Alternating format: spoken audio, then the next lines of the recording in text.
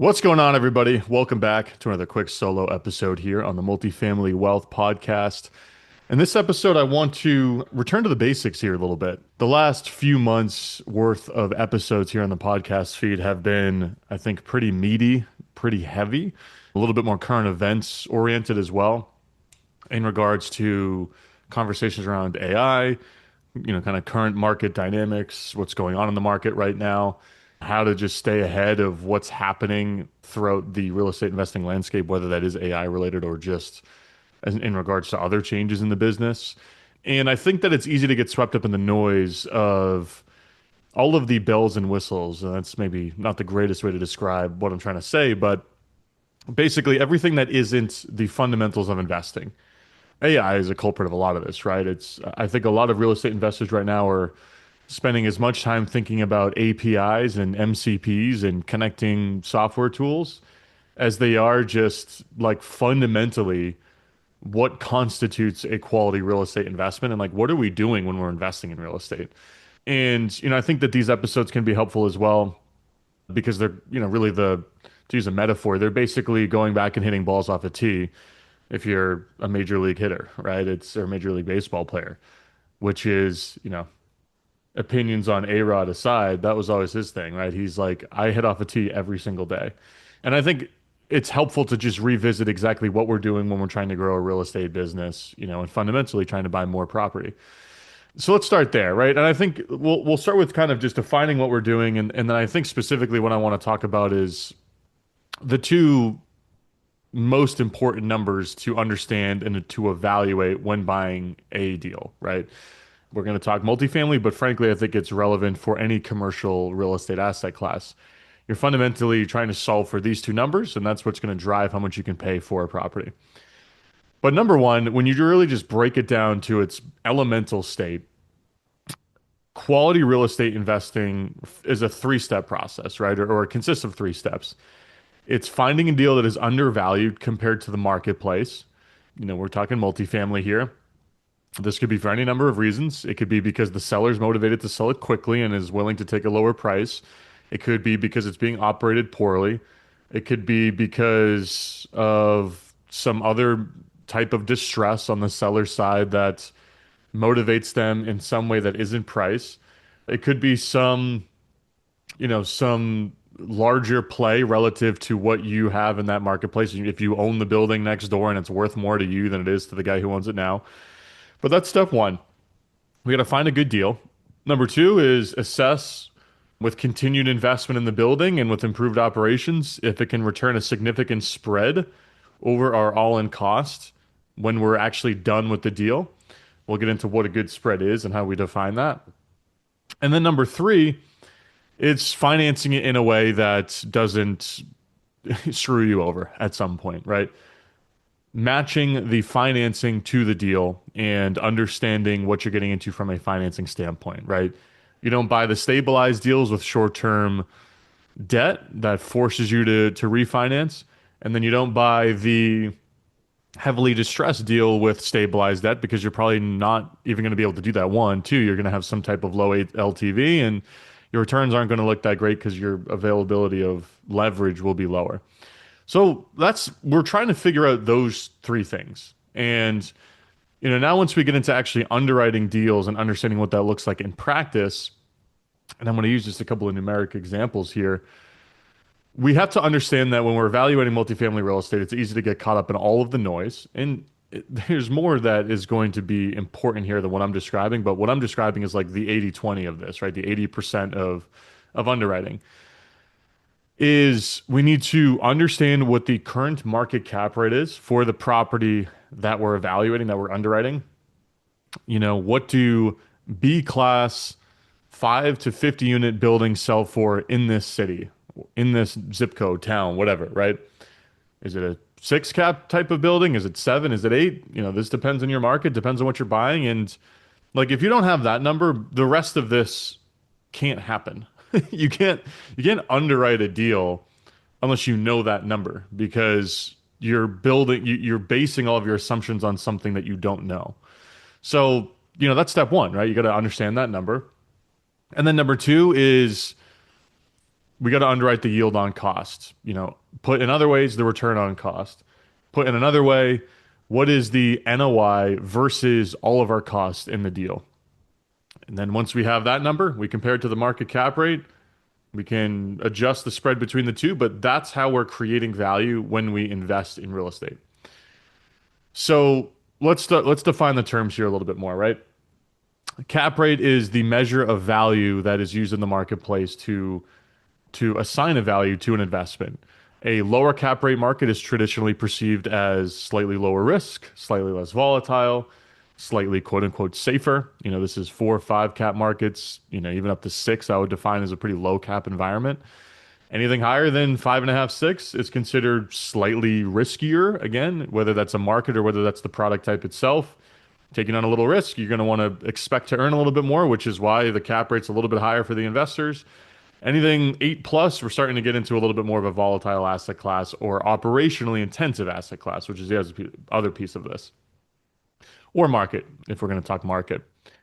So our whole game here is, okay, the market cap rate is X. We need to achieve a yield on cost of Y.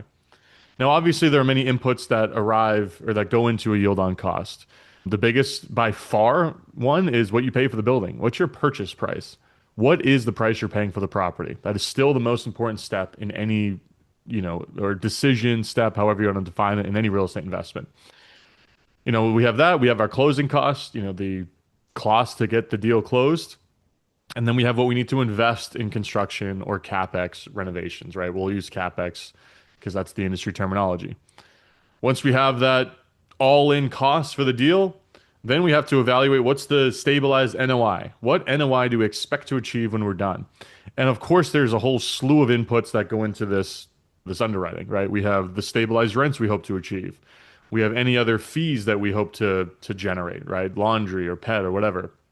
We have all the expenses to the deal. Taxes, insurance, utilities, repairs and maintenance, contract services, etc. We have all these expenses. We got to assume some amount for vacancy.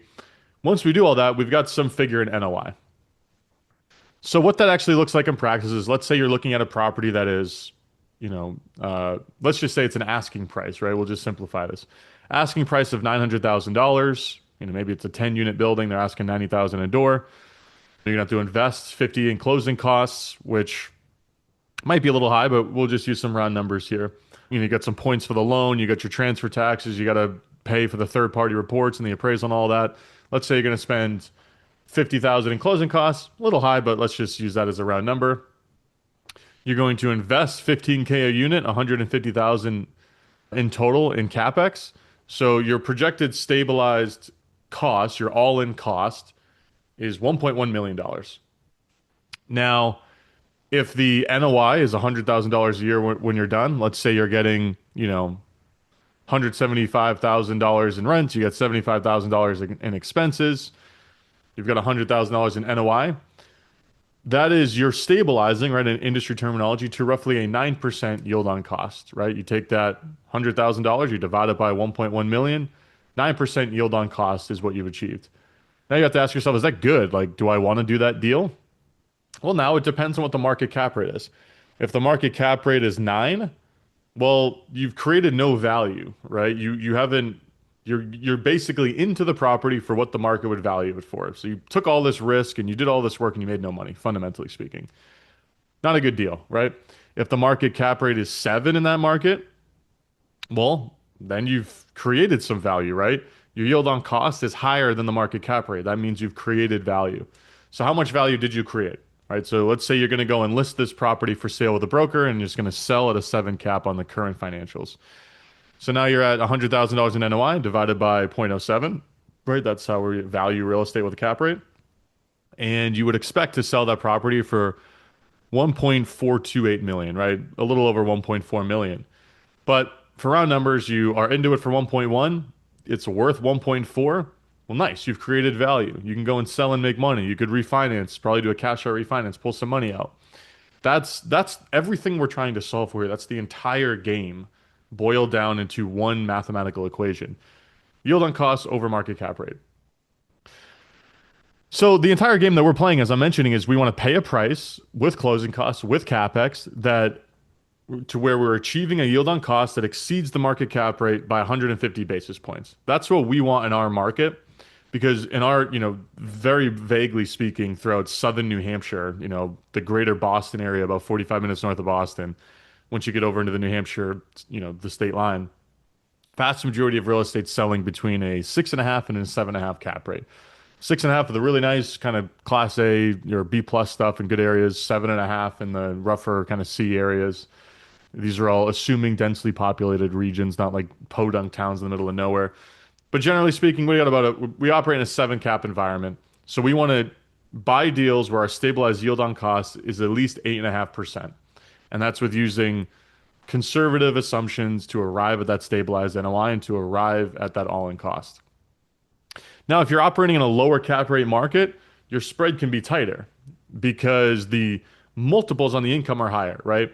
So the spread between a 5 cap or a deal that's where you're stabilizing to a 6.5% yield on cost and a 5 cap market is a much wider spread. You're creating far more value in that deal. You're all in at a much lower percentage of the stabilized value than you would if you were stabilizing to an 8.5 and a 7 cap market. And then even continuing down that spectrum, if your yield on cost is 12%, but the market cap rate is 10, even though you're getting a 2% spread, you're not creating as much value as you would by earning a 150 basis point spread on a lower cap rate deal. This is fun math to sit around and play with, but this is why it's so important to understand what the market cap rate is because you don't know if you're making any money in a real estate deal if you don't know that number. So it's important to understand that, and it's important to just simplify your underwriting in some sense to what's your yield on cost. And even if you're doing 5+ year cash flow modeling where you're modeling out rent growth year over year, you have a pref and a promote structure and you're trying to raise capital and you're trying to communicate a cash on cash return and IRR, et cetera, et cetera, et cetera.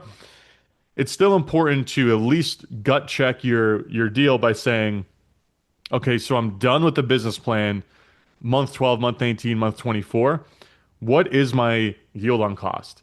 That needs to be higher than the market cap rate at that point in time in the life cycle of the deal. And if you're projecting growth above and beyond that, that's driving the returns for the deal. Let's say your stabilized yield on cost is equivalent to the market cap rate, or there's just like a tiny little marginal spread. Well, then that means you're banking on a lot of growth throughout the hold period from a rent growth standpoint, NOI growth standpoint, or you're banking on cap rate compression over time to drive that value, which is obviously a risky scenario to be in when you're investing in real estate. So I hope you found this episode valuable. A bit of a simple back to the basics type of episode, but I think it's a helpful reminder to everyone who's getting caught up in the noise of just what's going on in the world, the market with AI, basically spending all of their time on things that aren't like the fundamentals of multifamily investing, I think is something that a lot of investors are finding themselves doing right now. So hopefully this was a gentle reminder that this is what we're trying to do as real estate investors. And if you hadn't considered underwriting real estate in this manner, scroll back through the podcast feed, do a control F if you're on a computer, look for just yield on cost, underwriting. I do a lot of episodes on this topic where I get much more deep into the weeds of how we're actually doing this and some of the other assumptions that we make when we underwrite. And I highly recommend you go check those episodes out if you think that would be valuable. But thank you all for listening. And if you enjoyed the episode, please leave a rating and review. And I'll catch you guys on the next one.